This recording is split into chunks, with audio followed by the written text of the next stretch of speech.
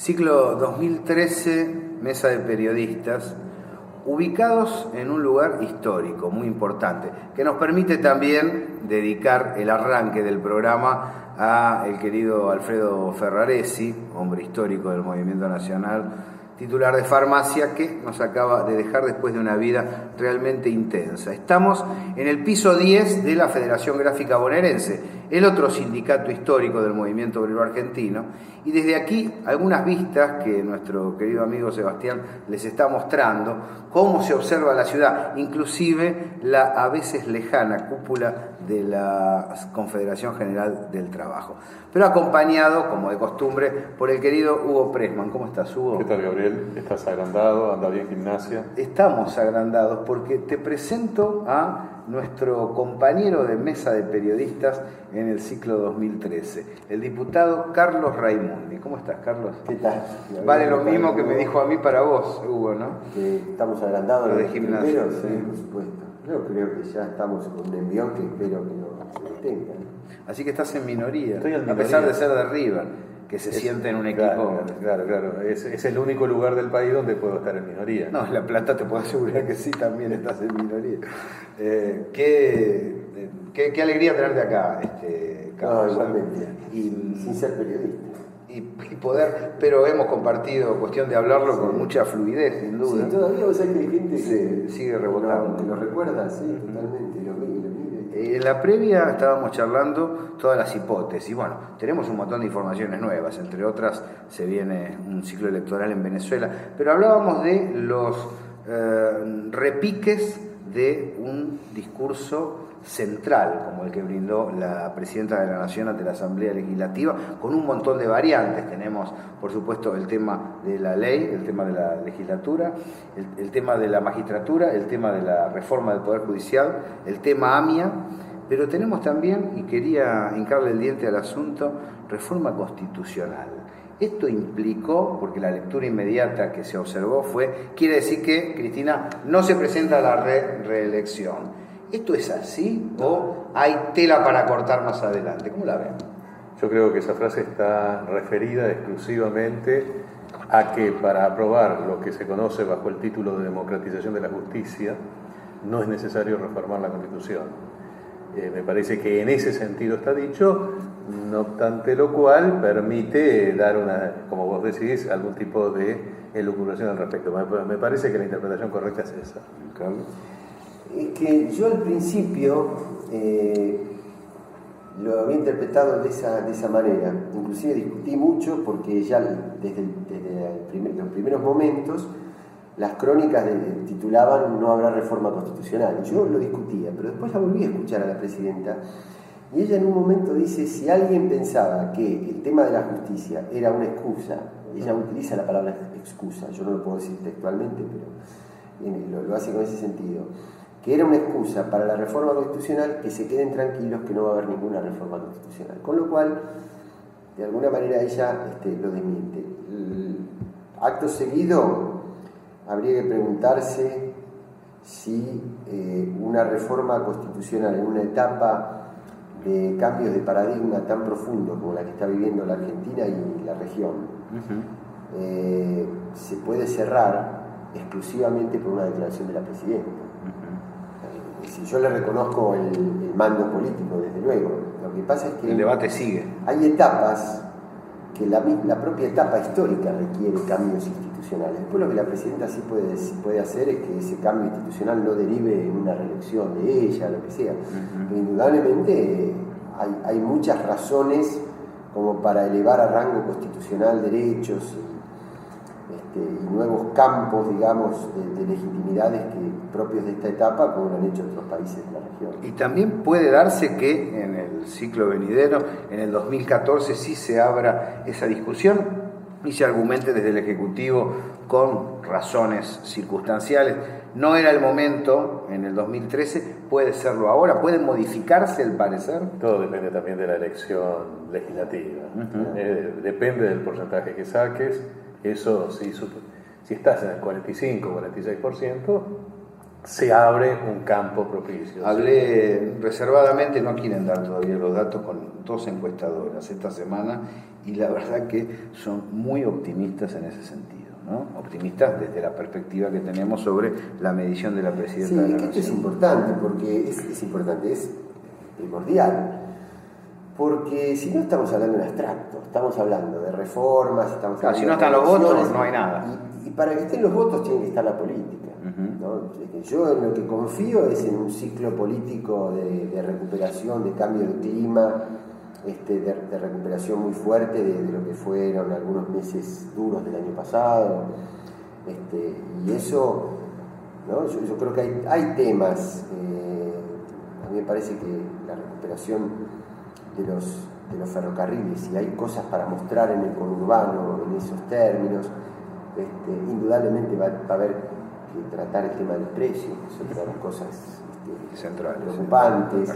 Entonces, si hay cambios en esas cuestiones políticas, yo creo que cambia completamente el clima social. Y por lo pronto la asignación continúa, ha mejorado, la jubilación también, y las paritarias se desarrollan. Podrá haber una discusión con tal o cual gremio que no me gusta lo que me ofrecieron, pero hay paritarias, por lo tanto hay incremento salarial. Eso es una perspectiva razonable, ¿no?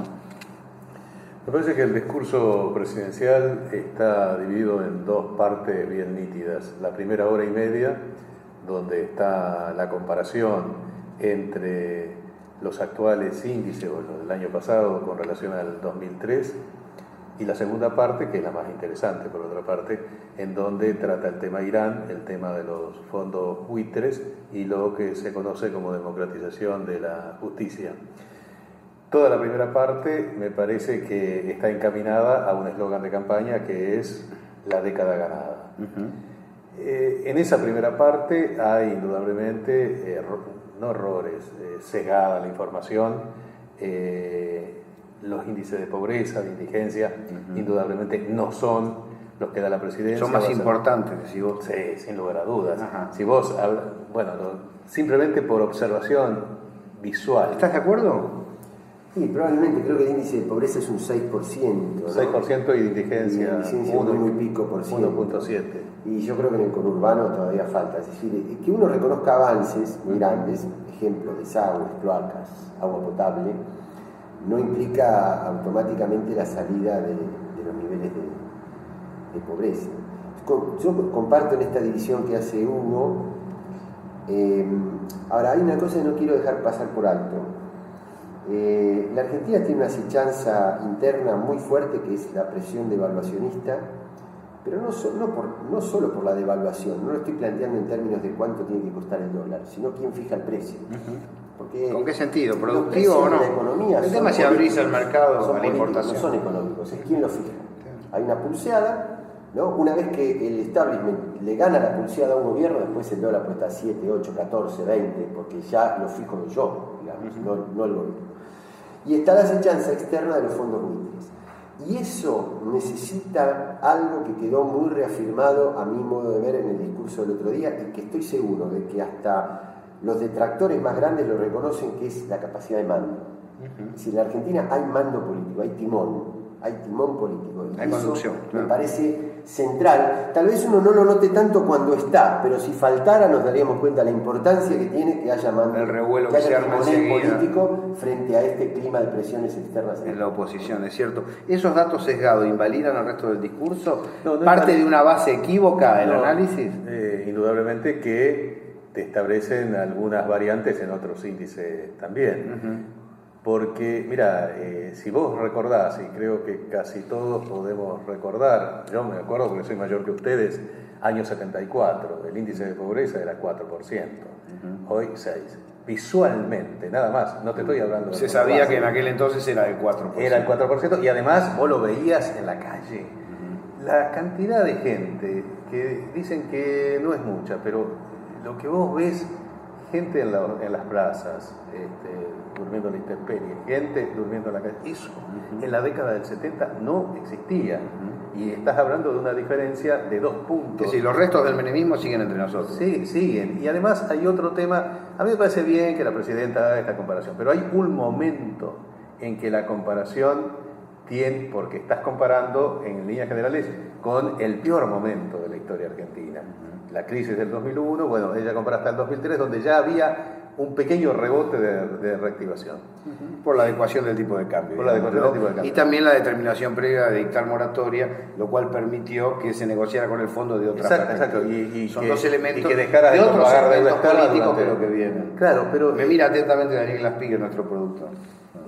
Ojo con los personajes que he mencionado en nuestra historia. El tema me parece que es importante, pero hay que tener en cuenta, el gobierno debe saber que los éxitos establecen nuevas exigencias. Si vos te enamorás de los éxitos pasados, no vas a dar respuestas a las exigencias que esos mismos éxitos... Lo que pasa es que el mundo está en una situación difícil y es lógico que la Argentina diga nosotros vamos bien mientras estos se están hundiendo. No, pero me refiero a que si vos conseguiste incorporar 3, 4, 5 millones de personas al mercado laboral y que esas personas en el año 2003, 2004, 2005 no le importaba viajar como viajaran porque el objetivo era ir al trabajo, hoy el hombre ya tiene... Pero eso lo polemicé, ¿te acordás con vos el año pasado en la misma dirección? Que yo te digo, si el Barcelona gana 6-0, ¿qué quiere? ¿Ganar 8-0? Vos me dijiste sí. Yo lo pongo en duda. No, yo pero creo acá... que hay un borde de crecimiento dentro de los márgenes existentes en un nivel planetario. Pero vos no podés pedir cosas que no se cumplen en ningún otro lugar. No, pero te estoy hablando porque eso sí, cuando salís del país te das cuenta el atraso que en medios de transporte hay en la Argentina. Es patético el tema del transporte. Y ese es un tema precisamente a encarar. Estructural, social. Sí. Bueno, está todo el desarme de los ferrocarriles de hecho durante el menemismo. Que empezó con el plan Larkin allá por el 59-60. Por eso, en última instancia, el accidente, la tragedia de Once, no empezó cuando el tren salió de Moreno, empezó cuando se empezó a desmantelar los ferrocarriles. Sí, hay una cosa que me interesa decir desde la política, porque si no parecería que la política está como ajena y habla su propio lenguaje, ¿no? ¿En qué no me gustaría caer? En que cuando yo digo que la jubilación o los salarios crecieron 1000 y pico % desde 2001, 2002 o 2003, que era el 10º aniversario, porque la presidenta lo refirió a eso, cosa que es cierto, la persona común, hasta la que reconoce eso, también dice, sí, pero ¿cuánto costaba el kilo de asado? En ese momento. En ese momento también. Yo creo que aumentó menos, yo creo que el salario se recuperó, no cabe ninguna duda. Lo que no quisiera es que la gente interprete como que es una información en abstracto. Y sobre esto que decía Hugo, vamos a referirlo al tema de educación. Cuando vos tenías que las escuelas públicas, en lugar de dar educación, daban de comer, de ahí vos pasaste al 6,47 de presupuesto educativo. Claro, ahora querés que eduquen bien. Pero claro, el problema es que a partir de esto donde estamos hoy, una vez que ya sentimos el cambio, que lo sentimos, lo vivimos, lo disfrutamos, vos necesitas elevar el nivel de calidad, por ejemplo, y pasar a la jornada extendida. Y si vos tenés una escuela con jornada extendida en todo el país, necesitas sumar al 8 o al 9 del presupuesto educativo. Pero seguimos pensando y nos reencontramos ahora.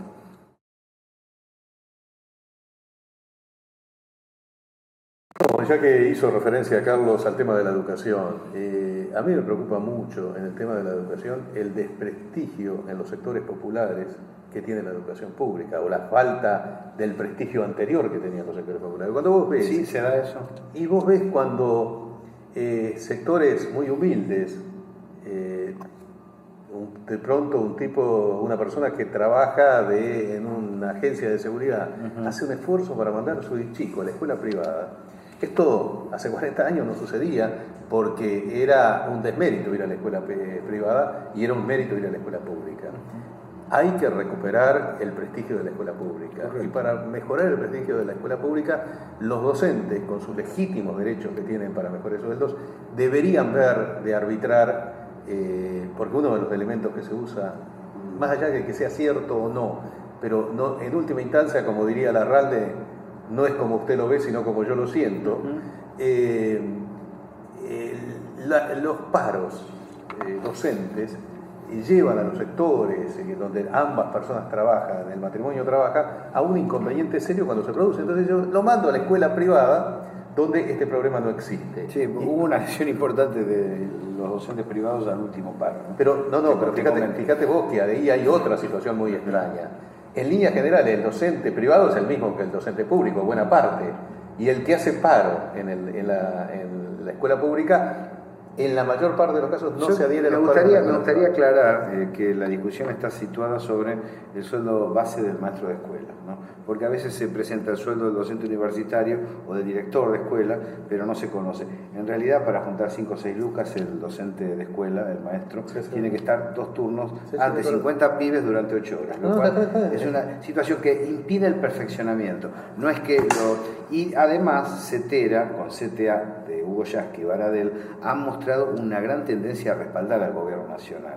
Y cuando te dicen que vas a recibir un 17% de aumento, hay por lo menos una distorsión entre la posibilidad de apoyo y la necesidad que tienen tus bases. Ahora esto necesita, porque no es la primera vez que pasa ni nos toma por sorpresa, digamos. Este capítulo del inicio de clase lo estamos viendo desde hace mucho tiempo.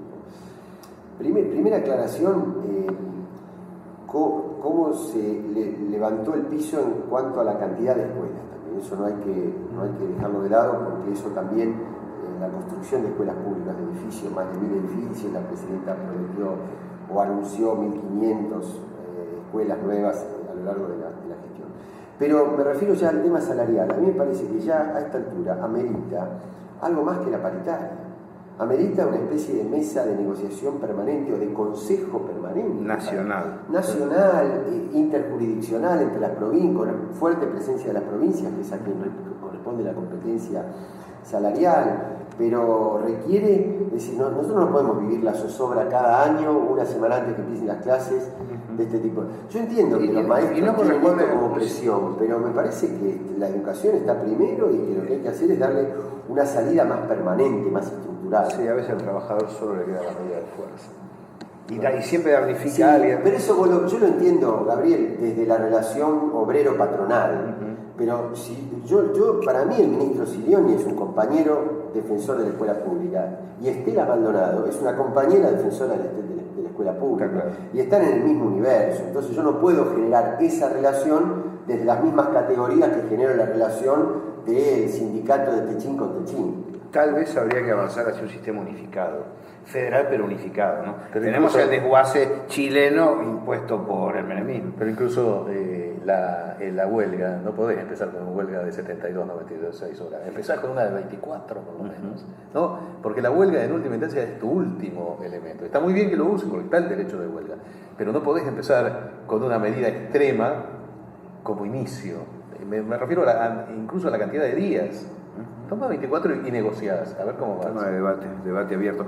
Se nos está escapando otra fase, que es el tema, al rincón más oscuro, ¿no? La justicia. Nadie elige a los jueces, una situación inmanejable que se ha visto en el tema ley de medios, se ha visto también en muchos delitos económicos que fueron quedando bajo la mesa y que no son tratados adecuadamente. En el caso Marita Verón, como un lugar expositivo de los derechos civiles.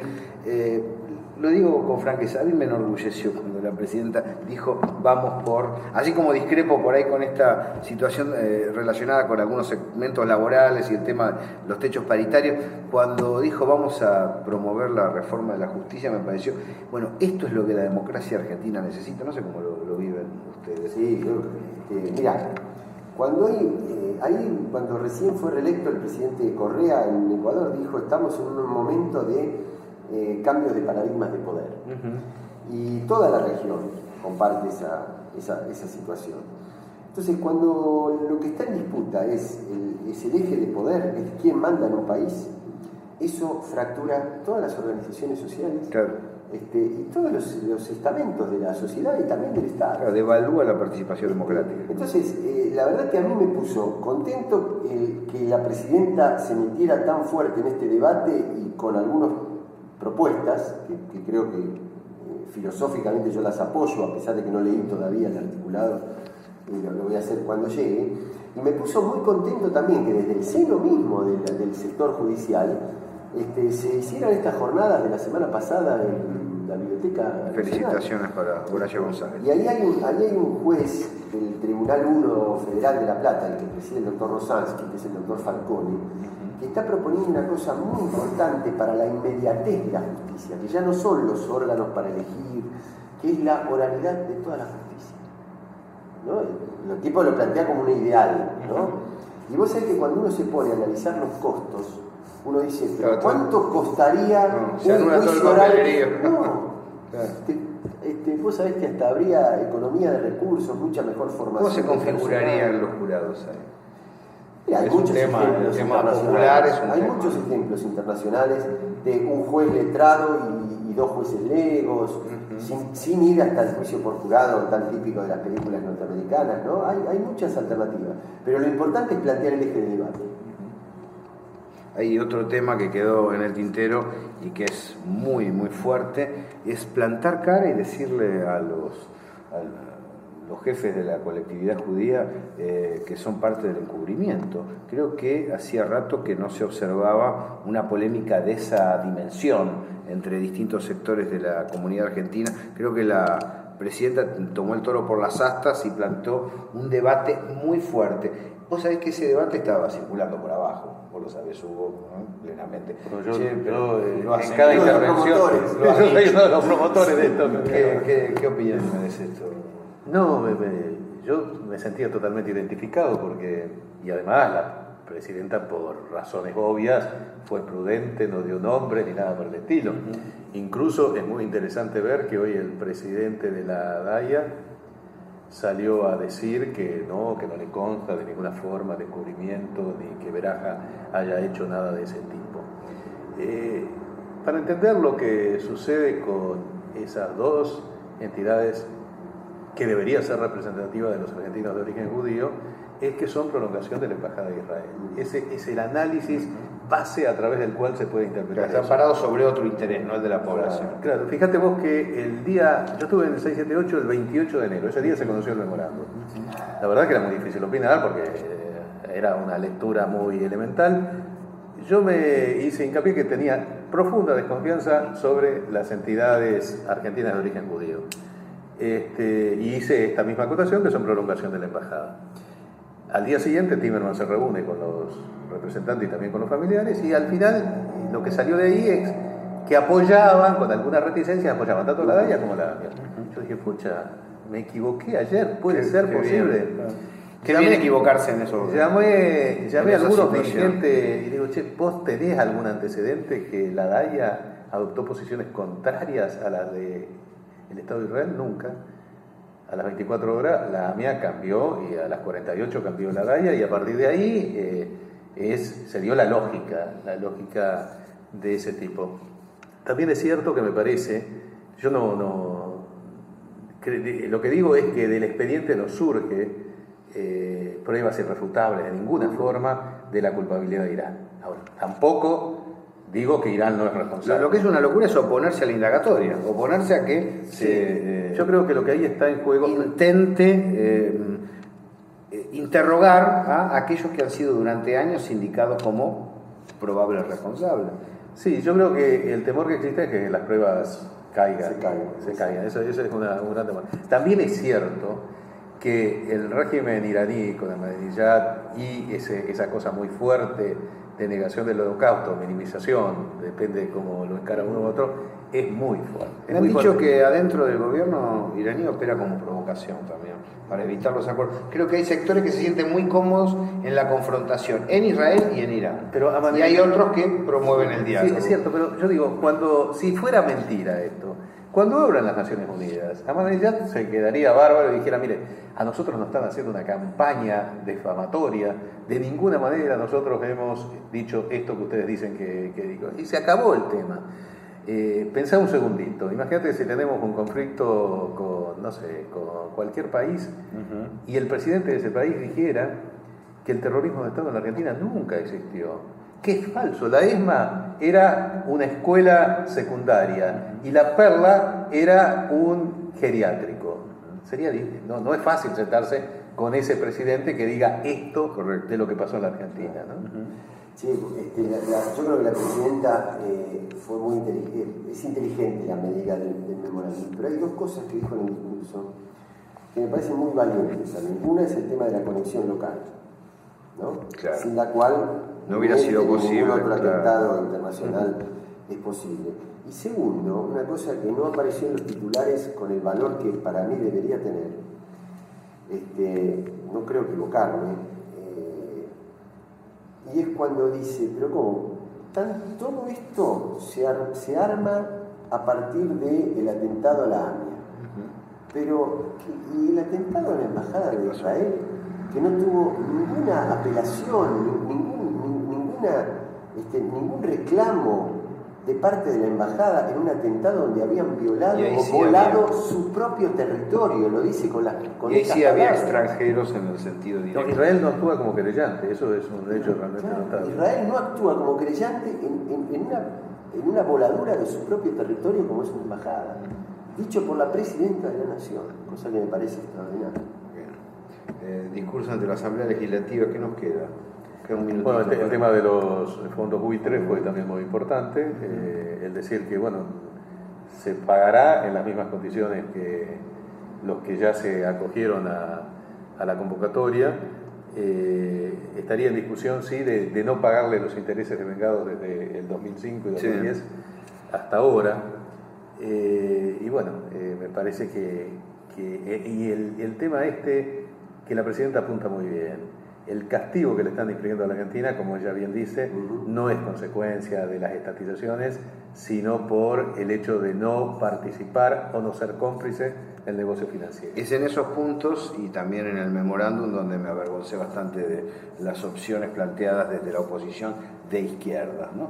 No me molesta que dentro del folclore tradicional de la derecha y el conservadurismo argentino se digan ciertas cosas que terminan defendiendo a los intereses financieros o a los sectores que son más violentos dentro de la comunidad argentina. Pero escuchar a Lozano, escuchar a otros dirigentes importantes del Proyecto Sur, condenar el memorándum y condenar la política económica planteada desde el gobierno, por lo menos a mí me abochornó un poco, ¿no? Bueno, pero eso va en dirección también a la alianza Carrió-Pino-Solana, ¿no?